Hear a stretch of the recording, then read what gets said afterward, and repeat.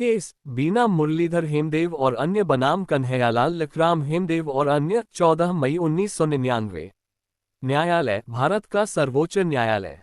समतुल्य उद्धरण AIR 1999 supreme court 2171 1999 5 SCC 222 1999 AIR ACW 2186 1999 3 scale 730 1999 3 LRI 506 1999 6 ADSC 136 1999 SCF BRC 312 1999 ADSC 6 136 1999 7 SRJ 243 1999 3 jetty 656 SC 1999 3 jetty 656 1999 3 ICC 584 1999 3 MADLJ 104 1999 5 supreme 561 1999 3 scale 730 2000 1 CIVLJ 658 1999 3 CURCC 84 1999 3 लैंडेलर 20 1999 3 RECCIVR 251 2000 2 BOMCR 279।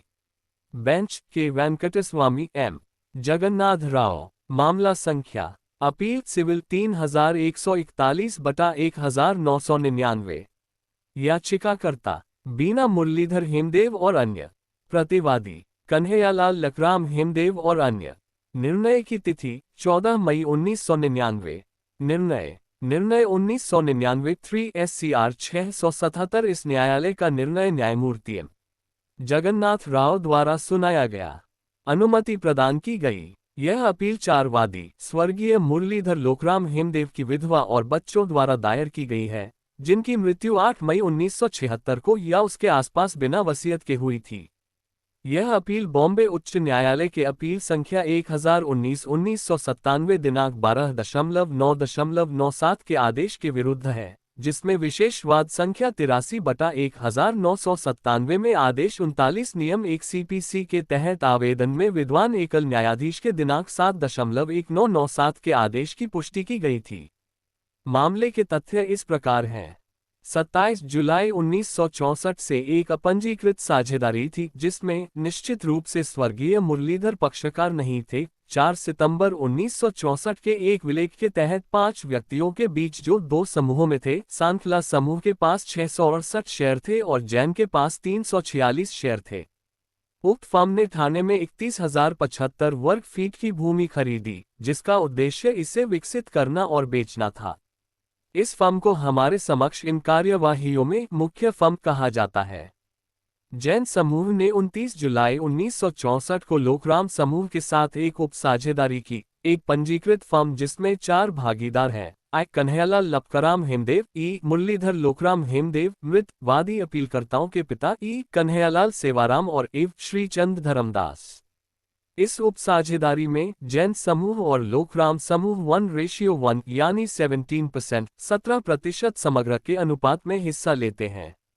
Lokram समूह में मुरलीधर वादी के पूर्ववर्ती हितधारक के पास 17% में से 38% हिस्सा यानी 6.46% था। प्रथम प्रतिवादी RL के पास 17% का 44% हिस्सा था। दूसरे प्रतिवादी के पास 17% में से 12% हिस्सा था। उपफर्म के दिनांक 29.7.64 के विलेख में खंड 10 में कहा गया है कि जैन समूह के राजेंद्र के जया जैन लोकराम समूह के 34% शेयर की संपूर्णता से निपटने के हकदार थे। इस फर्म को इन कार्यवाहियों में उपफर्म कहा जाता है। फरवरी 1975 में अपंजीकृत मुख्य फर्म ने लेआउट योजना की मंजूरी के लिए ठाणे नगर निगम में आवेदन किया। निगम ने इसे मंजूरी दे दी और भूमि को 12 भूखंडों में विभाजित कर दिया, जिसमें 1 से 12 तक के खंड शामिल थे और एक आंतरिक सड़क भी थी, जो कुछ अन्य शर्तों के अधीन थी। अर्थात भूखंड संख्या 2 में खुली जगह को हमेशा के लिए खुला रखा जाएगा और नगर निगम को सौंप दिया जाएगा और सीमांकन के बाद पीपी संख्या 325 के 15% से कम नहीं होगा। प्रारंभ में सांखला और जैन ने मुख्य फर्म की संपत्ति को विभाजित किया। मुख्य फर्म के भागीदारों के बीच 4/2.76 दिनांकित एक समझौता ज्ञापन हुआ। ये जैन समूह द्वारा अपने उपभागीदार पैरावी के साथ दिनांक 29.7.64 के उपअनुबंध का उल्लेख करता है।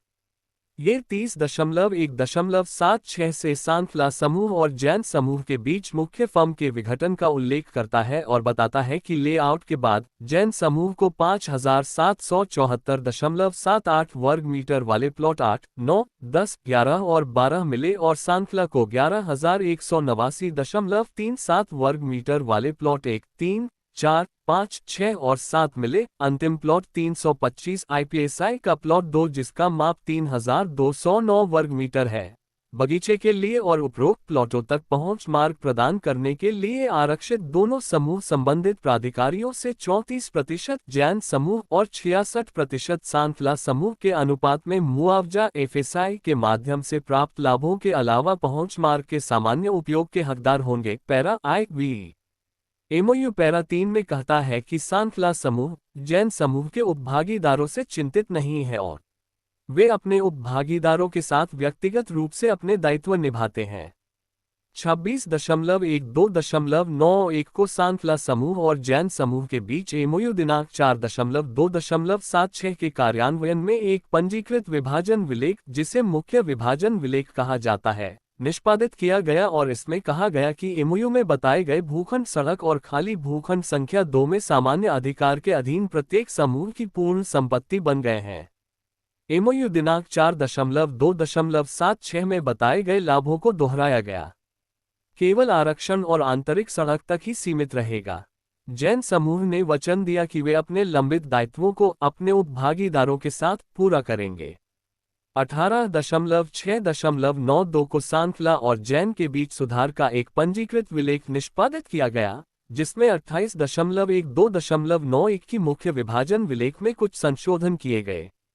इस विलेख की टाइप की गई प्रति अपीलकर्ता द्वारा मुरलीधर की बेटी के दिनांक 27.10.98 के हलफनामे के साथ दायर की गई थी।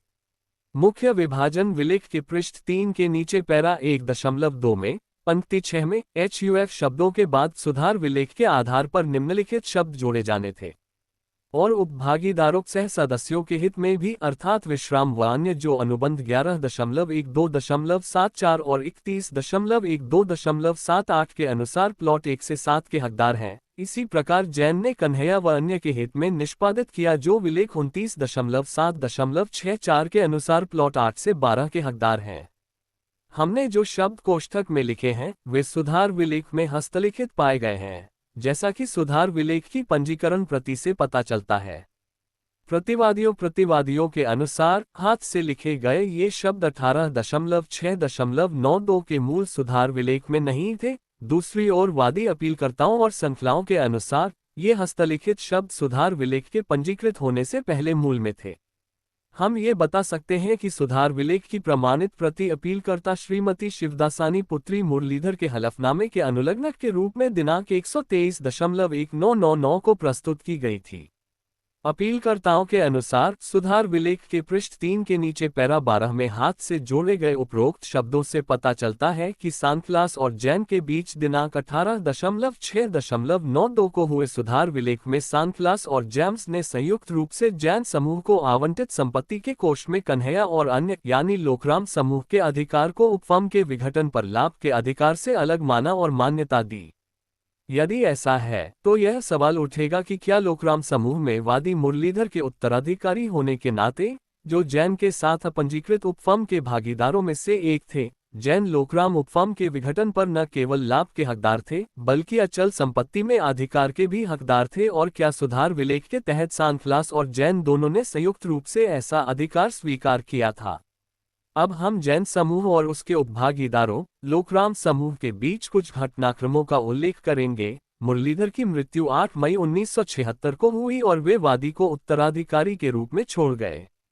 2.11.93 को लोकराम समूह की ओर से कन्हैयालाल हेमदेव, कन्हैयालाल सेवकराम और शिवचंद धर्मदास द्वारा हस्ताक्षरित एक पत्र जैन समूह को भेजा गया, जिसमें कहा गया कि जैन समूह ने उनके साथ साथ मृतक मुरलीधर लोकराम हेमदेव के साथ उपभागीदारी की है और उन्हें पता चला है कि जैन समूह कुछ भूखंडों को बेचने के बारे में सोच रहा है। लोकराम ने कहा कि जैन समूह ऐसा नहीं कर सकता और लोकराम समूह जैन समूह द्वारा दिए गए सुझाव से सहमत है कि जैन समूह को आवंटित भूखंड 8 से 12 5,800 वर्ग मीटर में से किसी एक को बेच दिया जाए। उपविभाजित किया जाए और प्लॉट 8 और 9 जिनका माप क्रमशः 2447.38 और 835.04 है, लोकराम समूह को आवंटित किए जाएं। फिर 31.1.94 को जैन समूह के श्री राजेंद्र बी जैन ने कन्हैयालाल लोकराम हेमदेव और अन्य को लिखा कि थाने में स्थित संपत्ति से संबंधित दिनांक 29.7.64 की साझेदारी विलेख के तहत लोकराम समूह के अधिकार अंतिम प्लॉट संख्या 325 टीपीएसआई समान अनुपात में है, जैसा कि आपके लोकराम समूह के पत्र दिनांक 2.11.93 में उन्हें और उनके भाइयों जैन समूह को संबोधित किया गया है। उन्होंने ये भी कहा कि वे इस बात से सहमत हैं कि उक्त संपत्ति से संबंधित कोई भी लेन देन सौदा केवल आपकी सहमति अर्थात लोकराम समूह और श्री देवश्रीभाई सांखला की सहमति से दिनांक 2 नवंबर 1993 के पत्र में निर्दिष्ट शर्तों के अनुसार पूरा किया जाएगा। उन्होंने आगे घोषणा की और पुष्टि की कि श्री आरबी जैन के दिनांक 21.12.93 के पत्र में संदर्भित दस्तावेज लिखित बयान, जो फरवरी 1976 में हुई सहमति के विपरीत थे, लोकराम समूह के खिलाफ तब तक कार्रवाई नहीं की जाएगी जब तक कि भूमि में लेन देन अंतिम रूप नहीं ले लेता। और उन्होंने कहा कि जैन परिवार अपना दिनांक 20.12.93 का पत्र वापस ले रहा है। एक फुटनोट में न्यायालयीन मुकदमेबाजी को 1989 से 1994 तक कोई लेन देन न होने का कारण बताया गया है। ये दोनों पत्र प्रथम दृष्टया साक्ष्य हैं कि जैन समूह ने सांखला और जाम परिवार के बीच दिनांक 26 दिसंबर 1991 के विभाजन विलेख में लोकराम समूह के अधिकार को स्वीकार कर लिया था। अब हम उस चरण पर आते हैं जहां प्रतिवादी 8 मैसेज श्रुति बिल्डर्स एक साझेदारी बिल्डर की तस्वीर में आता है। बाद की चर्चा में उनकी फर्म को बिल्डर के रूप में संदर्भित किया जाता है।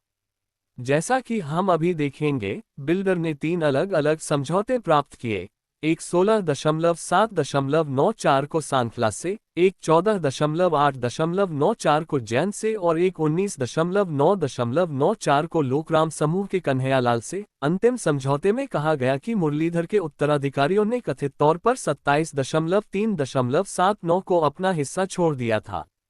सबसे पहले सांखला समूह ने प्लॉट 1, 3 से 7 के संबंध में बिल्डर के साथ 16.7.94 को एक समझौता किया और यह जैन और सांखला के बीच 26.12.91 की साझेदारी विलेख के तहत उनके शीर्षक को संदर्भित करता है। सुधार विलेख के साथ पढ़ा गया। बिल्डर के साथ इस समझौते में सुधार विलेख का संदर्भ महत्वपूर्ण है। दूसरा समझौता जैन समूह द्वारा बिल्डर के साथ 19.8.94 को किया गया। जैन समूह ने बिल्डर के साथ पूरी जमीन यानी 34% के संबंध में मालिकों के रूप में लेन देन किया, जिसमें लोकराम का 17% हिस्सा भी शामिल था, यानी कन्हैयालाल, मुरलीधर और अन्य। इस तिथि तक जाब्स 18.692 की सुधार विलेख के पक्षकार थे, जिसमें प्रथम दृष्टया जैन और सांखला समूहों ने भूखंडों 81612 के कॉपस में लोकराम के हिस्से के अधिकार को स्वीकार किया था, लेकिन जैन ने सुधार विलेख के बारे में बिल्डर को सूचित करने के बजाय पैरा 5I और पैरा 6 में बिल्डर को चेतावनी दी कि लोकराम समूह द्वारा 34% में 50% हिस्सेदारी यानी 17% का दावा था, जिसका बिल्डर को ध्यान रखना था। वह पैरा 6 इस प्रकार है। 6 डेवलपर्स ने सहमति व्यक्त की कि डेवलपर्स कन्हैयालाल लोकराम और अन्य लोगों से मिलकर बने उक्त समूह के दावे से निपटेंगे और या उसका निपटान करेंगे, बिना मालिक को किसी भी तरह से उत्तरदायी और या जिम्मेदार बनाए। डेवलपर्स इस बात पर भी सहमत हैं कि डेवलपर्स मालिकों को भुगतान करेंगे, भले ही डेवलपर्स कन्हैयालाल लोकराम और अन्य लोगों के उक्त समूह के साथ मामले को निपटाने में सफल हो या नहीं। मालिकों ने 50% अविभाजित हिस्से के संबंध में जैसा है जहां है के आधार पर विकास अधिकार सौंपने पर सहमति व्यक्त की है। स्वर्गीय मुरलीधर के उत्तराधिकारियों वादी के लिए परेशानी प्रथम प्रतिवादी कन्हैयालाल लोकराम हेमदेव द्वारा दिनांक 19.9.94 को निष्पादित तीसरे समझौते से शुरू हुई, जिसमें स्वर्गीय मुरलीधर लोकराम हेमदेव के आंशिक हिस्से अर्थात लोकराम समूह के 17% में से 38% को नजरअंदाज किया गया और लोकराम के पूरे 17% हिस्से के लिए एक समझौता करने का दावा किया गया, जिसमें कहा गया कि मुरलीधर वादी के उत्तराधिकारियों ने 27.3.79 को अपना हिस्सा छोड़ दिया था। बिक्री का मूल्य 40 लाख रुपये था। उन्होंने कन्हैयालाल ने कहा कि स्वर्गीय मुरलीधर के उत्तराधिकारियों का आंशिक हिस्सा अर्थात 17% में से 38% स्वर्गीय मुरलीधर के उत्तराधिकारियों द्वारा 27.379 को छोड़ दिया गया था। वादी मुरलीधर के उत्तराधिकारियों ने 27.379 के तथाकथित छोड़। यहाँ ये ध्यान दिया जा सकता है कि वादी द्वारा दिनांक 27.379 की तथाकथित रिलीज डीड को ट्रायल कोर्ट में प्रथम दृष्टया मनगढ़ंत दस्तावेज माना गया था, क्योंकि इसमें कुछ तीसरे पक्षों द्वारा दायर किए गए मुकदमे यानी वाद संख्या 1824-1979 का उल्लेख था। ये मुकदमा नवंबर 1979 में दायर किया गया था। ये स्पष्ट था कि मार्च 1979 की रिलीज डीड नवंबर 1979 के मुकदमे का संदर्भ नहीं दे सकती थी। ये स्थिति ट्रायल कोर्ट और हाई कोर्ट में स्पष्ट हो गई। ट्रायल कोर्ट ने पैरा 11 में प्रथम दृष्टया इस स्थिति को स्वीकार कर लिया, लेकिन उसी पैरा में कहा कि इस पहलू पर अंतिम रूप से केवल मुकदमे में ही फैसला किया जा सकता है। बिल्डर्स प्रतिवादी 8 के विद्वान वरिष्ठ वकील ने हमारे सामने ये स्पष्ट कर दिया कि बिल्डर इस अदालत में रिलीज डीड पर भरोसा नहीं कर रहा। हम शेष विवरण के साथ आगे बढ़ेंगे। वादी के अनुसार बिल्डर ने मई 1995 में वादी को बताया कि वह प्लॉट 8 से 12 पर कोई निर्माण नहीं करेगा जो जैन समूह के पास है, और वह केवल प्लॉट 3 से 7 पर निर्माण करेगा जो सांखला समूह के पास है। 1995 में वादीगण को पता चला कि बिल्डर 8वां प्रतिवादी संपत्ति पर निर्माण करने का प्रस्ताव कर रहा है। इसके कारण 1995-96 के दौरान पत्राचार हुआ और अंततः 24 जनवरी 1997 को विभिन्न राहतों के लिए विशेष वाद संख्या 88/1997 दायर किया गया। मुरलीधर के उत्तराधिकारियों वादीगण के संपत्ति पर स्वामित्व की घोषणा, पंजीकृत उपफर्म और खातों के विघटन और विभाजन और नुकसान, स्थायी निषेधाज्ञा और अन्य राहतों के लिए। राहतों की संख्या बहुत अधिक है और वे वाद पत्र में राहत 1 से X तक हैं। बिल्डर प्रतिवादी 8 और जैन समूह ने अपने लिखित बयानों में बचाव किया कि चूंकि स्वर्गीय मुरलीधर की मृत्यु 1976 में हुई थी, इसलिए उपफर्म 1976 में बंद हो गई थी और विघटन तथा खातों के लिए 1997 में दायर किया गया मुकदमा समय से बाधित था। हालांकि वादी द्वारा कथित रूप से निष्पादित 27.3/1979 दिनांकित तथाकथित रिलीज डीड पर कोई भरोसा नहीं किया गया था, ये तर्क दिया गया था कि किसी भी स्थिति में वादी का अधिकार केवल उस धन के लिए हो सकता है जो पंजीकृत उपफर्म के विघटन खातों में वादी के हिस्से के कारण हो सकता है, और तब भी दावा केवल जैन के खिलाफ होगा जो उपफर्म में दूसरा समूह है। वादी कभी भी अचल संपत्ति में किसी भी हिस्से का दावा नहीं कर सकते। वादीगण 18.6.92 के सुधार विलेख, जिसने 28.12.91 के मुख्य विभाजन विलेख को संशोधित किया था, पर भरोसा नहीं कर सकते थे, जो मुख्य फर्म में सांखलाओं और जैन के बीच निष्पादित किया गया था, क्योंकि उक्त सुधार विलेख में कुछ पंक्तियां हाथ से जोड़ी गई थीं और वे पंक्तियां जो लोकरामों को संपत्ति प्लॉट 8 से 12 आदि में अधिकार देने का दावा करती हैं, मूल सुधार विलेख में मौजूद थीं। लोकराम समूह में कन्हैयालाल ने बिल्डर का समर्थन किया। सांखलाओं प्रतिवादी 7 ने वादीगण के दावे को सामान्य रूप से अस्वीकार कर दिया और कहा कि वादीगण का अधिकार केवल जैनों के विरुद्ध है। मुकदमा लंबित रहने के दौरान वादीगण ने प्रतिवादियों बिल्डर प्रतिवादी 8 सहित को किसी भी तरीके से कोई भी निर्माण करने से रोकने के लिए आदेश 39 नियम 1 CPC के तहत अस्थायी निषेधाज्ञा के लिए आवेदन किया। वादीगण ने दावा किया कि बिल्डर ने पूरे मुकदमे की भूमि को एक भूखंड के रूप में दिखाते हुए योजनाओं को मंजूरी दे दी थी और अचल संपत्ति में वादीगण के अधिकार की अनदेखी करते हुए FSI को उसी आधार पर तैयार किया गया था। बिल्डर और जैन समूह तथा लोकराम समूह में कन्हैयालाल ने अपने लिखित बयानों में उठाए गए तर्कों के आधार पर निषेधाज्ञा आवेदन का विरोध किया। ये भी तर्क दिया गया कि दावा समय सीमा के अलावा वादी देरी के भी दोषी हैं, क्योंकि इस बीच बिल्डर ने निर्माण पर कई लाख रुपए खर्च कर दिए थे, इसलिए स्थगन देना अनुचित था। बिल्डर प्रतिवादी 8 के निर्माण कार्यक्रम को 6.5.94 आदि पर प्रेस में प्रचारित किया गया था, जिसमें दावे आमंत्रित किए गए थे। 26 जनवरी 1995 को भूमि पूजन किया गया था। जैन समूह उपफर्म विभाजन विलेख दिनांक 29.7.64 के खंड 10 के तहत जैन और लोकराम के 34% की संपूर्णता से निपटने का हकदार था। इसलिए जैनियों के सभी कार्य, जिसमें बिल्डर के साथ दिनांक 19.8.94 के समझौते में जैनियों द्वारा रखा गया कथन भी शामिल है कि वे पूरे भूखंड 8 से 12 के पूर्ण मालिक थे, लोकराम पर बाध्यकारी थे। ये भी तर्क दिया गया कि जब नवंबर 1995 से पहले द्वितीय वादी और उसके अधिवक्ता ने 8वें प्रतिवादी के अधिवक्ता को फोन किया, तो उक्त द्वितीय वादी को उपरोक्त तथ्यों के बारे में सूचित किया गया और साथ ही वादियों द्वारा कन्हैयालाल लोकराम हेमदेव प्रथम प्रतिवादी के पक्ष में 27 मार्च 1979 की रिलीज डीड के बारे में भी बताया गया। सांखला समूह ने अपने लिखित बयान में बताए गए तरीके से ही जवाबी हलफनामा दाखिल किया, लेकिन उन्होंने स्वीकार किया कि जैन समूह को आवंटित संपत्ति प्लॉट 8 से 12 में वादी का भी हिस्सा था और यह बात कन्हैयालाल द्वारा अन्य हिस्सेदारों को संबोधित 2 नवंबर 1993 के पत्र से स्पष्ट है। इस पत्र का उल्लेख हम पहले ही कर चुके हैं।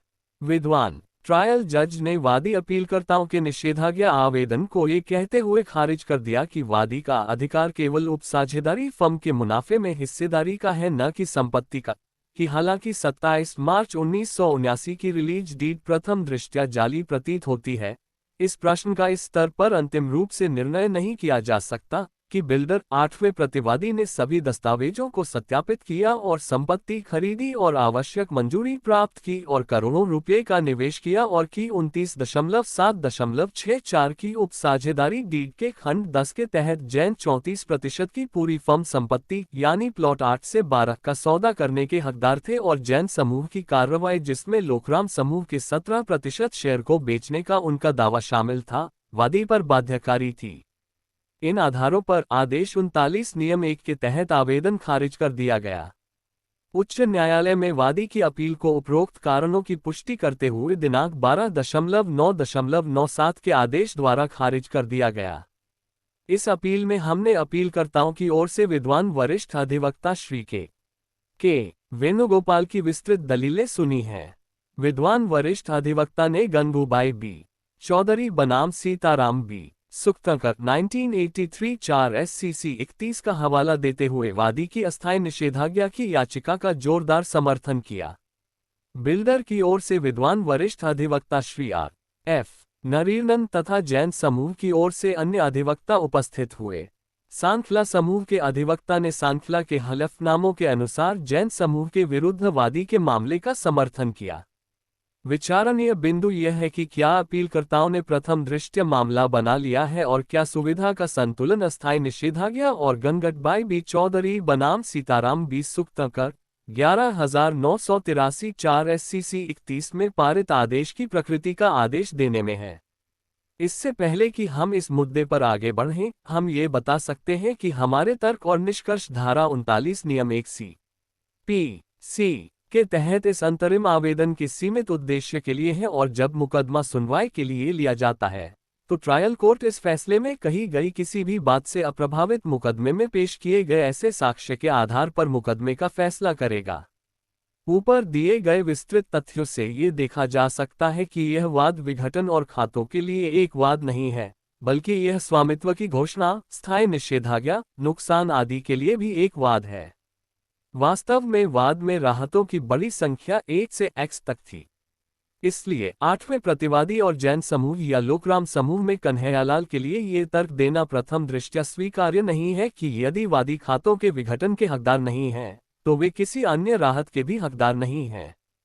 यदि 1976 में मुरलीधर की मृत्यु के बाद की अवधि के कोई दस्तावेज नहीं होते जो अचल संपत्ति में मुरलीधर के उत्तराधिकारियों के अधिकार को प्रमाणित करते हों, तो शायद बिल्डर या जैन के लिए ये कहना संभव हो सकता था कि विघटन या खातों के लिए वाद वर्जित था, परिणामस्वरूप वादी संपत्ति के संबंध में कोई राहत नहीं पा सके। लेकिन यहाँ हम केवल 1976 के बाद के कुछ पंजीकृत और अन्य दस्तावेजों को ही दिखाएंगे जो प्रथम दृष्टया जैन समूह के साथ उपफर्म के विघटन पर धन के बजाय संपत्ति पर वादी के अधिकार को प्रमाणित करते हैं। दुर्भाग्य से ट्रायल कोर्ट और हाई कोर्ट ने इन दस्तावेजों को पूरी तरह से नजरअंदाज कर दिया है। शुरुआत में लोकराम की जैन परिवार के साथ 29.7.64 के उपसाझेदारी विलेख के तहत केवल उपसाझेदारी थी, जबकि जैन परिवार की 2-7.7.64 से सांखला समूह के साथ मुख्य साझेदारी थी। लेकिन जब सांखला और जैन परिवार ने 4.2.76 के समझौता ज्ञापन के अनुसरण में 26.12.91 के पंजीकृत विलेख के तहत खुद संपत्ति का बंटवारा किया, तो मुख्य फर्म के 34% हिस्से में जैन समूह के अधिकार अचल संपत्ति में अधिकारों के रूप में परिवर्तित हो गए। सांखला और जैन परिवार के बीच 4.2.76 के समझौता ज्ञापन के बाद 8.5.76 को मुरलीधर की मृत्यु हो गई। समझौता ज्ञापन के तहत जैन समूह को जो अधिकार प्राप्त हुए, वे प्रथम दृष्टया जैन परिवार और लोकराम की साझेदारी के अंतर्गत आते हैं। हमने बताया है कि समझौता ज्ञापन का पैरा वीक विशेष रूप से 29.7.64 के जैन परिवार और लोकराम की उपसाझेदारी को संदर्भित करता है। माना कि 29.7.64 की उपभागीदारी विलेख में मुरलीधर के पास 38% हिस्सा था, यानी लोकराम के 34% के 50% में से 38%, बाकी 34% का 50% जैन समूह का था। इस प्रकार 4.2.76 के माव के तहत अधिकार मुरलीधर की मृत्यु 8.5.76 से पहले ही बन गए थे और वे सांखला और जैन के बीच 26.12.91 की पंजीकृत विभाजन विलेख के अनुसार अचल संपत्ति में अधिकारों में बदल गए। 26.12.91 की इस विलेख में ये भी कहा गया है कि जैन समूह ने अपने उपभागीदारों यानी लोकराम समूह के साथ अपने लंबित दायित्वों को पूरा करने का वचन दिया था। ये बयान स्पष्ट रूप से पूरे लोकराम समूह यानी कन्हैयालाल और अन्य पर लागू होगा, जिसमें मुरलीधर के उत्तराधिकारी वादी शामिल हैं। हम अब दिनांक 18.6.92 के सुधार विलेख की ओर आते हैं, जिसने दिनांक 26.12.91 के विभाजन विलेख को संशोधित किया था। वादी का यह मामला है कि पेज 3 पर इस विलेख के हस्तलिखित भाग में सांखलाओं और जैनों ने भूखंड 8 से 12 में अचल संपत्ति में लोकराम समूह के अधिकार को स्वीकार किया है। हमने पहले 18.6.92 के सुधार विलेख में पेज 3 के नीचे हस्तलिखित शब्दों का संक्षेप में उल्लेख किया था, जो अन्यथा एक टाइप लिखित दस्तावेज है। यहाँ पेज 3 के नीचे संदर्भित प्रासंगिक सुधार मुख्य विभाजन विलेख में 4 पंक्तियों को जोड़ना है, एक पंक्ति टाइप में और 3 पंक्तियां हाथ से।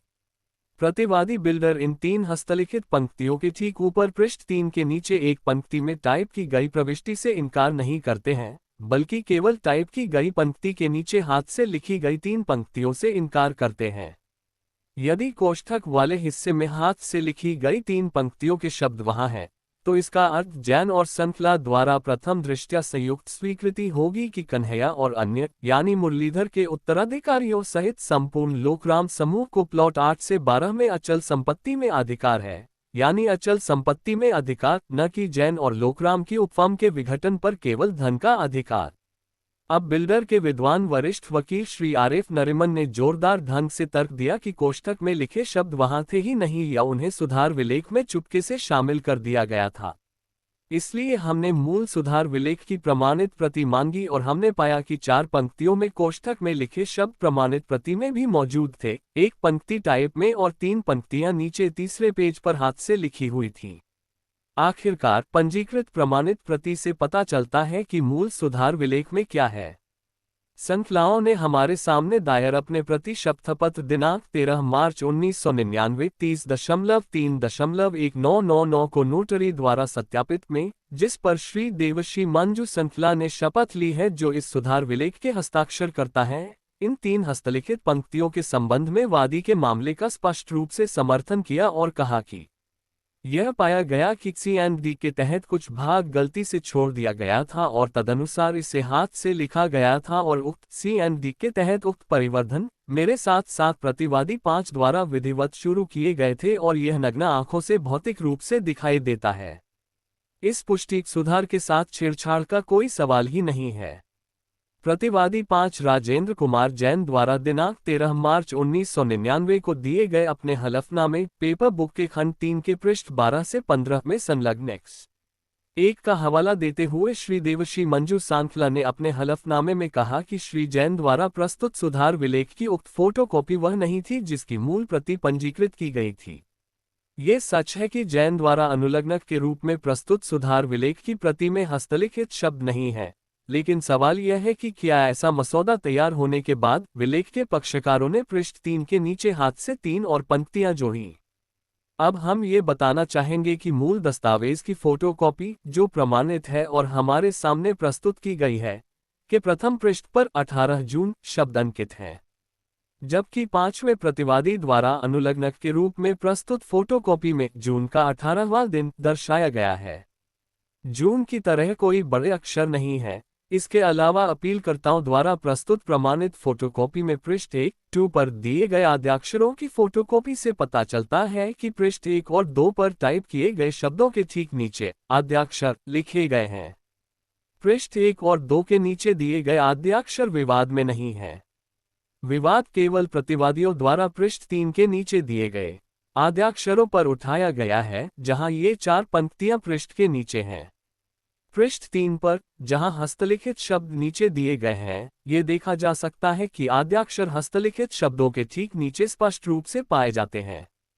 यदि पैराग्राफ में जोड़े गए एकल टाइप की गई पंक्ति ही होती, तो किसी भी आद्याक्षर को डाले जाने से पहले आद्याक्षर मुख्य विभाजन विलेख में जोड़े जाने के लिए प्रस्तावित एकल टाइप की गई पंक्ति के करीब होते और टाइप की गई पंक्ति के नीचे हाथ से 3 और पंक्तियां जोड़ना संभव नहीं होता। दस्तावेज से पता चलता है कि आद्याक्षर पेज 1-2 की तरह टाइप की गई पंक्ति के करीब नहीं थे, बल्कि तीसरी हस्तलिखित पंक्ति के नीचे थे, यानी सभी 4 पंक्तियों के ठीक नीचे। ये सबूत स्पष्ट रूप से प्रतिवादी बिल्डर और जैनियों की दलील के खिलाफ है। प्रथम दृष्टया ये स्पष्ट है कि हस्तलिखित शब्द पेज 3 के नीचे आद्याक्षर डाले जाने से पहले ही वहां मौजूद थे और सुधार विलेख का पंजीकरण तब किया गया जब उक्त हस्तलिखित शब्द पेज 3 का हिस्सा बन गए। इसलिए बिल्डर और जैनियों का ये दावा कि ये हस्तलिखित शब्द गुप्त रूप से डाले गए थे, खारिज किया जाना चाहिए। इसलिए जैनियों द्वारा अनुलग्नक के रूप में पेश किया गया मसौदा अंतिम शब्द नहीं है। जैसा कि संखलाओं ने अपने हलफनामे में बताया है, पंजीकरण से पहले ये देखा गया कि 3 पंक्तियां छूट गई थीं और उन्हें हाथ से डाला गया था। वेणुगोपाल ने कहा कि यह तर्क की पंजीकृत दस्तावेज के मूल में कुछ अंश एक प्रक्षेप है, एक ऐसा तर्क है जिसे स्वीकार नहीं किया जा सकता है। कोई ये तर्क समझ सकता है कि प्रमाणित प्रति प्राप्त होने के बाद उसे न्यायालय में प्रस्तुत करने से पहले प्रमाणित प्रति में कुछ पंक्तियां जोड़ी जाती हैं, लेकिन बिल्डर और जैन के लिए ये दलील समझ में नहीं आती है कि पंजीकृत दस्तावेज के मूल में पंजीकृत होने से पहले एक प्रक्षेप था। इस तरह का तर्क प्रथम दृष्टया नहीं उठाया जा सकता है और न ही स्वीकार किया जा सकता है। 3 पन्नों में हस्तलिखित शब्दों के नीचे जिस तरह से शुरुआती अक्षर रखे गए हैं, उसमें निहित परिस्थितिजन्य साक्ष्य प्रथम दृष्टया ऐसी दलील की अनुमति नहीं देते हैं।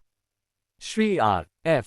नरिमन द्वारा एक और तर्क दिया गया कि सुधार विलेख के पृष्ठ 3 के निचले भाग में हाथ से किया गया ये जोड़ यदि सत्य है, तो सुधार विलेख के अन्य भागों को इस भाग के साथ पुष्टि में लाने के लिए अन्य स्थानों पर भी इसी तरह के अन्य जोड़ होने चाहिए थे। इस तर्क में कुछ बल हो सकता था यदि विलेख एक पंजीकृत दस्तावेज नहीं था और यदि विभिन्न विशेषताएं जिनका हमने पहले ही उल्लेख किया है नहीं होती। ये तर्क ऊपर उल्लिखित अन्य प्रमुख विचारों के कारण अपना बल खो देता है। जैनियों द्वारा हस्तलिखित शब्दों के नीचे जैनियों के आद्याक्षरों पर विवाद करते हुए एक और विवाद उठाया गया था। हम प्रथम दृष्टया ये देखने में विफल रहे कि एक व्यक्ति जिसने उपपंजीयक के समक्ष एक दस्तावेज के निष्पादन को स्वीकार किया है, वह ये सवाल कैसे उठा सकता है कि मूल के पृष्ठ 3 के निचले भाग में केवल आद्याक्षर पृष्ठ 1-2 के निचले भाग में आद्याक्षरों से अलग जिन्हें स्वीकार किया जाता है उसके नहीं थे। हम उपरोक्त परिस्थितियों के मद्देनजर पृष्ठ 3 के निचले भाग में आद्याक्षरों के बारे में हस्तलेखन विशेषज्ञों के दृष्टिकोण से प्रथम दृष्टया प्रभावित नहीं है।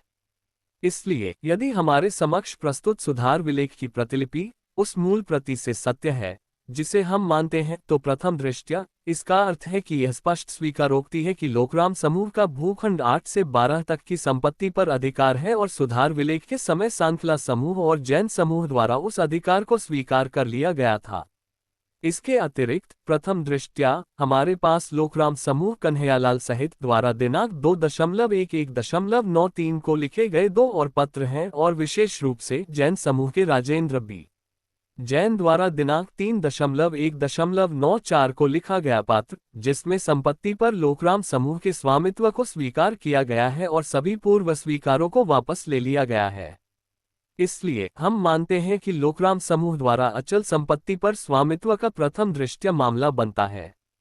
हम ये भी मानते हैं कि प्रथम दृष्टया 27.3.79 की रिलीज डीड एक जाली दस्तावेज है। जैसा कि पहले कहा गया है, मार्च 1979 की डीड नवंबर 1979 के मुकदमे का संदर्भ नहीं दे सकती। इसका मतलब ये होगा कि मुरलीधर वादी के वारिसों का प्रथम दृष्टया प्लॉट 8 से 12 और अन्य आम संपत्ति में हिस्सा बना हुआ है। अब हम इस प्रश्न पर आते हैं कि क्या 8वें प्रतिवादी को लोकराम समूह में मुरलीधर के उत्तराधिकारियों के अधिकार के बारे में बिना किसी सूचना के विचार के लिए एक वास्तविक खरीदार कहा जा सकता है। मूल रूप से हमारा मानना है कि बिल्डिंग के विक्रेता ने उससे अधिक हित नहीं व्यक्त किया हो सकता था। यदि रिलीज डीड खराब थी तो विक्रेता मुरलीधर की शाखा का शीर्षक व्यक्त नहीं कर सकता था। मामले के उस दृष्टिकोण से वास्तविक खरीद का दावा वास्तव में उपलब्ध नहीं है। यदि कोई खरीदार विक्रेता से ऐसी संपत्ति खरीदता है जो आंशिक रूप से विक्रेता की न होकर किसी अन्य की है, तो वास्तविक मालिक जो डीड में तीसरे पक्ष मुरलीधर के उत्तराधिकारी थे, उन्हें खरीदार द्वारा यह नहीं बताया जा सकता था कि उसे यह आभास हो रहा था कि किसी ने कथित रूप से उनके अधिकार को उसे बेच दिया है। फिर भी हम यह मान लेंगे कि बिना किसी सूचना के वास्तविक खरीदार का दावा स्वीकार्य है और जांच करेंगे कि क्या बिल्डर को लोकराम समूह में मुरलीधर के अधिकारों के बारे में कोई सूचना नहीं थी। अब सुधार विलेख एक पंजीकृत दस्तावेज है। संखालो द्वारा बिल्डर के साथ दिनांक 16.7.94 को किया गया समझौता और इसमें सुधार विलेख दिनांक 18.692 का विशेष रूप से उल्लेख है। बिल्डर के साथ दिनांक 19.8.94 को किया गया जैन बिक्री समझौता निस्संदेह सुधार विलेख का उल्लेख नहीं करता है और कहता है कि लोकराम के केवल कुछ दावे हैं। लेकिन संखालो ने स्पष्ट रूप से अधिक सत्य कहा। अब यदि संखालो के समझौते ने बिल्डर को सुधार विलेख के बारे में विशेष रूप से सूचित किया था, जैसा कि पहले कहा गया है, तो ये प्रथम दृष्टया स्पष्ट है कि बिल्डर को वास्तव में सूचित किया गया था और वह इसके विवरण की जांच करने के लिए बाध्य था। इस प्रकार वास्तविक सूचना है। रचनात्मक सूचना भी है क्योंकि सुधार विलेख एक पंजीकृत विलेख है और संपत्ति हस्तांतरण अधिनियम की धारा 3 लागू होती है। संपत्ति हस्तांतरण अधिनियम की धारा 3 के तहत किसी व्यक्ति को सूचना है किसी तथ्य की जब वह वास्तव में उस तथ्य को जानता है या यदि वह जांच या तलाशी से जानबूझकर दूर नहीं होता जो उसे करनी चाहिए थी, या घोर लापरवाही के कारण उसे यह पता नहीं होता। स्पष्टीकरण I में कहा गया है, जहां अचल संपत्ति से संबंधित किसी लेनदेन को कानून द्वारा पंजीकृत साधन द्वारा किया जाना अपेक्षित है और किया गया है, ऐसी संपत्ति या उसके किसी भाग या ऐसी संपत्ति में शेयर या हित को प्राप्त करने वाले किसी भी व्यक्ति को पंजीकरण की तारीख से ऐसे साधन की सूचना है।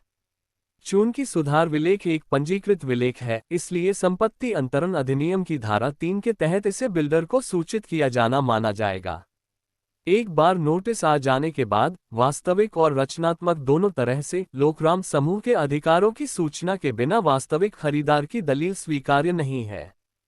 फिलहाल हम इस सवाल पर विचार नहीं कर रहे हैं कि मुरलीधर के उत्तराधिकारियों द्वारा तथाकथित रिलीज डीड की कल्पना अकेले कन्हैयालाल लोकराम की रचना है या बिल्डर की भी रिलीज डीड के निर्माण में भूमिका थी। लेकिन फिर ऐसा नहीं है कि बिल्डर ने केवल यह मान लिया था कि लोकराम समूह का दावा है। वह लोकराम समूह के पास जाता है और कन्हैयालाल सहित लोकराम समूह के दावों से मुक्ति नहीं प्राप्त करता है, बल्कि प्लॉट 8 से 12 आदि में लोकराम समूह के मौजूदा अधिकारों के हस्तांतरण के लिए एक स्पष्ट सहमति प्राप्त करता है। दूसरे शब्दों में, बिल्डर ने स्वीकार किया कि लोकराम के पास संपत्ति पर अधिकार है, न कि केवल दावा। परिणामस्वरूप कन्हैयालाल द्वारा दिनांक 19.9.94 को किया गया समझौता मुरलीधर के उत्तराधिकारियों के स्वामित्व को हस्तांतरित करने के समझौते के रूप में नहीं माना जा सकता। यदि रिलीज डीड चली जाती है तो उनका स्वामित्व हस्तांतरित नहीं होता है। फिर ये तर्क दिया जाता है कि जैन और सांखला के बीच 29 जुलाई 1964 को हुए उपसाझेदारी विलेख के खंड 10 के अनुसार श्री राजेंद्र कुमार जैन लोकराम के 17% हिस्से या लोकराम के भूखंड 8 से 12 में अधिकार के रूप में उनके समतुल्य का सौदा करने के हकदार थे। उक्त खंड 10 इस प्रकार है। खंड 10 उक्त राजेंद्र कुमार जैन साझेदारी के मामलों का प्रबंधन करेंगे और वह जो कुछ भी करेंगे वह साझेदारों पर बाध्यकारी होगा। भागीदारी अधिनियम की धारा 19(1) के अंतर्गत किसी भागीदार के वे कार्य जो फर्म द्वारा किए जाने वाले व्यवसाय के सामान्य तरीके से करने के लिए किए जाते हैं, फर्म को बाध्य करते हैं। धारा 19(2) के अंतर्गत इसके विपरीत व्यापार की किसी प्रथा या प्रथा के अभाव में उपर्युक्त निहित प्राधिकार यहाँ उसी प्रकृति के खंड 10 के तहत व्यक्त प्राधिकार भागीदार को प्रथम दृष्टया फर्म से संबंधित अचल संपत्ति हस्तांतरित करने का अधिकार नहीं देता है, जैसा कि भागीदारी अधिनियम की धारा 1-9(1) के खंड G में कहा गया है। फर्म की संपत्ति हस्तांतरित करने की ऐसी शक्ति हस्तांतरित करने वाले भागीदार को स्पष्ट रूप से दी जानी चाहिए। जहां तक अचल संपत्ति का संबंध है, ऐसा कोई प्राधिकार नहीं दिखाया गया है। खंड 10 में श्री आर के जैन को फर्म की अचल संपत्ति हस्तांतरित करने की कोई स्पष्ट शक्ति नहीं है। किसी भी स्थिति में हमारे पास श्री राजेंद्र बी जैन का दिनांक 31.1.94 का पत्र है, जिसमें स्पष्ट रूप से कहा गया है कि जैन समूह लोकराम के संपत्ति अधिकार के साथ उनकी सहमति के बिना और संखालों की जानकारी के बिना कोई सौदा नहीं करेगा। उक्त पत्र दिनांक 31.1/94 इस प्रकार है। प्रेषक राजेंद्र बी जैन, कन्हैयालाल लोकरा, हेमदेव और अन्य को। मैंने आपके दिनांक 2 नवंबर 93 के पत्र के प्रत्युत्तर में दिनांक 20 दिसंबर 1993 को एक पत्र लिखा है। गलतफहमी के कारण मैंने उपर्युक्त पत्र दिनांक 20-12.93 को लिखा है, जिसे मैं स्वेच्छा से वापस ले रहा हूं, क्योंकि 29 जुलाई 1964 के साझेदारी विलेख के तहत थाने में स्थित संपत्ति से संबंधित आपके अधिकार अंतिम प्लॉट नंबर 325 TPSI पंचपखड़ी ठाणे समान अनुपात में, जैसा कि आपके पत्र दिनांक 2 नवंबर 93 में उल्लिखित है, जो मुझे और मेरे भाइयों जैन समूह को संबोधित है। मैं सहमत हूं कि उक्त संपत्ति से संबंधित कोई भी लेन देन सौदा केवल आपकी सहमति और जानकारी के साथ श्री देवशी भाई सांखला के साथ आपके पत्र दिनांक 2 नवंबर 1993 में निर्दिष्ट शर्तों के अनुसार पूरा किया जाएगा।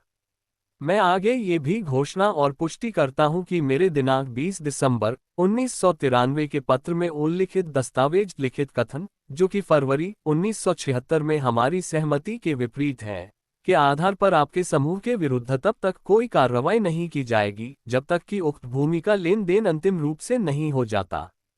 धन्यवाद। सादर ST Rajendra B Jain CC Devshi bhai दिनांक 6 जनवरी 94 के यथास्थिति आदेश के कारण, जो 1989 से प्रभावी है, उक्त भूमि के संबंध में कोई कार्रवाई या कोई लेन देन तब तक नहीं होगा जब तक कि लंबित मुकदमे का निपटारा नहीं हो जाता। कृपया ध्यान दें, हम पुनः इस विचार पर जोर देते हैं कि प्रथम दृष्टया उपसाझेदारी का खंड 10 बिल्डर की मदद नहीं कर सकता। ये तर्क दिया गया कि भूमि पर निर्माण के प्रस्तावों के बारे में प्रेस में दिनांक 6.5.94 को नोटिस के बावजूद और दिनांक 26.1.95 को भूमि पूजन के बावजूद वादी काफी देरी के बाद 1997 में अदालत आए थे। हालांकि अपीलकर्ताओं के विद्वान वरिष्ठ वकील श्री K1C वेणुगोपाल द्वारा बताया गया कि भूमि पूजन सांखलास के प्लॉट 1-3 से 7 में किया गया था, न कि जैन और लोकराम के प्लॉट 8 से 12 में। इसके अलावा 31.1.94 के अंत तक जैन ने लोकराम को पत्र के माध्यम से आश्वासन दिया था कि वे संपत्ति में लोकराम के हितों यानी प्लॉट 8 से 12 आदि को प्रभावित करने के लिए कुछ भी नहीं करेंगे। उपर्युक्त पत्र में स्वयं फुटनोट में बताया गया है कि 1989 से 1994 तक अन्य मुकदमों के कारण कोई प्रगति नहीं हुई। वादीगण ने विलंब के लिए स्पष्टीकरण हेतु 1995-96 के दौरान पक्षों के बीच हुए पत्राचार का हवाला दिया है। ये सच है कि आमतौर पर एक वादी जो किसी दूसरे द्वारा उसकी संपत्ति पर निर्माण किए जाने पर भी उसके साथ खड़ा रहता है, वह निर्माण रोकने के लिए निषेधाज्ञा नहीं मांग सकता। लेकिन जिस तरह से कन्हैयालाल लोकराम ने एक रिलीज डीड तैयार की, जो कि प्रथम दृष्टया झूठी है, जिस तरह से बिल्डर और जैन ने पंजीकृत सुधार विलेख के कथित प्रक्षेपण के बारे में विवाद उठाए, जिसे हमने प्रथम दृष्टया अस्थिर माना है, हमारा मानना है कि 1976 में मुरलीधर की मृत्यु के बाद कन्हैयालाल पर उनकी विधवा और बच्चों का जो विश्वास था, उसका प्रथम दृष्टया गलत रिलीज डीड तैयार करके दुरुपयोग किया गया। फिर बिल्डर और जैन ने मिलकर मुरलीधर की विधवा और बच्चों के संपत्ति में प्रथम दृष्टया उचित अधिकारों को नकारना शुरू कर दिया। इसलिए बिल्डर द्वारा किए गए निवेश के बावजूद हम वादियों को अस्थायी निषेधाज्ञा देने से इनकार करने के लिए इच्छुक नहीं हैं। बिल्डर ने वादियों को कुछ शर्तें देकर निषेधाज्ञा से बचने के लिए हमारे सामने कभी कोई उत्सुकता नहीं दिखाई। इस प्रकार यह स्पष्ट है कि प्रथम दृष्टया बिल्डर को एफएसआई का लाभ प्राप्त करना संभव नहीं था। उसने पूरी संपत्ति को एक इकाई के रूप में माना और वादी के अधिकारों की अनदेखी की। हम यहाँ ये भी जोड़ सकते हैं कि संखालों और बिल्डर के बीच पहले से ही विवाद हैं जो न्यायालय में भी गए हैं। संखालों ने अपना समझौता रद्द कर दिया है और बिल्डर ने विशिष्ट प्रदर्शन के लिए मुकदमा दायर किया है। इस पृष्ठभूमि में हमें Gangubai B Chaudhary, Sitaram B Suktakar 1983 4 SCC 31 की प्रयोज्यता पर विचार करना होगा। उस मामले में ये देखा गया कि यदि प्रतिवादियों को विवाद में शामिल भूमि सहित पूरी भूमि के लिए FS1 का उपयोग करके निर्माण स्थापित करने की अनुमति दी गई, तो विवाद के निर्णय के समय तक स्थिति अपरिवर्तनीय हो जाएगी और मामले के निष्पक्ष और न्यायपूर्ण निर्णय को रोक देगी। यदि इसके विपरीत निषेधाज्ञा दी जाती है, जैसा कि प्रार्थना की गई है, तो प्रतिवादियों को असुविधा होने की संभावना नहीं है क्योंकि उनके पास पर्याप्त भूमि थी जिस पर वे निर्माण कर सकते थे। यदि बिल्डर और जैन समूह वादी के हितों की रक्षा के लिए किसी न्यायोचित प्रस्ताव के साथ आगे आते तो इस न्यायालय के लिए निषेधाज्ञा देने से बचना आसान होता। लोकराम समूह में अन्य लोगों द्वारा वादी को व्यावहारिक रूप से त्याग दिया गया था और उनके दिवंगत पिता के भूतपूर्व साझेदार जैन ने उनका कड़ा विरोध किया था। बिल्डर ने उनके अधिकारों की चिंता करने के लिए कुछ नहीं किया। यद्यपि जैन लोकराम के साथ साझेदार थे, ये काफी उत्सुकता की बात है कि वादी के साथ कोई सीधा संबंध न होने के बावजूद सांखला ही वादी के बचाव में आगे आए, जैसा कि इस न्यायालय में दायर सांखला द्वारा जवाबी हलफनामों से देखा जा सकता है। चूंकि बिल्डर और जैन ने वादी के अधिकारों की सुरक्षा के संबंध में कोई उपयोगी सुझाव देने के लिए आगे आने का कोई प्रयास नहीं किया, लेकिन वादी ने इसका पुरजोर विरोध किया। हमारे पास 8वें प्रतिवादी और 8वें प्रतिवादी के माध्यम से किसी भी अधिकार का दावा करने वाले किसी भी व्यक्ति के खिलाफ प्लॉट 8 से 12 और सड़क और खुले प्लॉट नंबर 2 के संबंध में कोई भी निर्माण करने या कोई समझौता या बिक्री विलेख या अन्य व्यवस्था करने से अस्थायी निषेधाज्ञा देने के अलावा कोई विकल्प नहीं है। प्लॉट 1, 3 से 7 और 8 से 1.2 द्वारा कवर की गई पूरी जमीन के एफएसआई का उपयोग करके तदनुसार अस्थायी निषेधाज्ञा का आदेश जारी किया जाएगा। ये मुकदमा लंबित रहने तक प्रभावी रहेगा। हालांकि बिल्डर, 8वें प्रतिवादी या अन्य इस आदेश में संशोधन के लिए आगे आ सकते हैं, बशर्ते कि संपत्ति में वादी के हितों के संबंध में पर्याप्त सुरक्षा प्रदान की जाए। यदि ऐसा कोई आवेदन दायर किया जाता है तो इसे गर्मियों की छुट्टियों के बाद दर्ज किया जाएगा। हमें आदेश 39 नियम 1 CPC के तहत उत्पन्न इन कार्यवाहियों में संपत्ति के स्वामित्व के विभिन्न पहलुओं पर विचार करना पड़ा। हमें ऐसा इसलिए करना पड़ा क्योंकि बिल्डर और जैन ने संपत्ति के अधिकारों के संबंध में विभिन्न विवादों पर जोर दिया। लेकिन हम फिर से यह जोड़ सकते हैं कि यह आदेश केवल इन कार्यवाहियों तक ही सीमित है और इस आदेश में किसी भी अवलोकन या प्रथम दृष्टया निष्कर्षों से अप्रभावित मुकदमे को उसके अपने गुणों के आधार पर तय करने के रास्ते में नहीं आएगा। अपील स्वीकार की जाती है और ट्रायल कोर्ट तथा उच्च न्यायालय के आदेशों को रद्द किया जाता है। अपील का निपटारा ऊपर दिए गए निर्देशों के अनुसार किया जाता है और यदि वादी के अधिकारों की रक्षा के लिए उचित सुरक्षा उपाय किए जाते हैं तो इसे संशोधित किया जा सकता है, जैसा कि ऊपर बताया गया है। लागत के संबंध में कोई आदेश नहीं दिया जाएगा। गाइस, तो कैसा लगा आपको ये वीडियो अच्छी लगे तो लाइक करे, शेयर करे और चैनल को सब्सक्राइब जरूर करे। तो मिलते हैं ऐसे ही एक नेक्स्ट वीडियो के साथ। तब तक के लिए बाय बाय।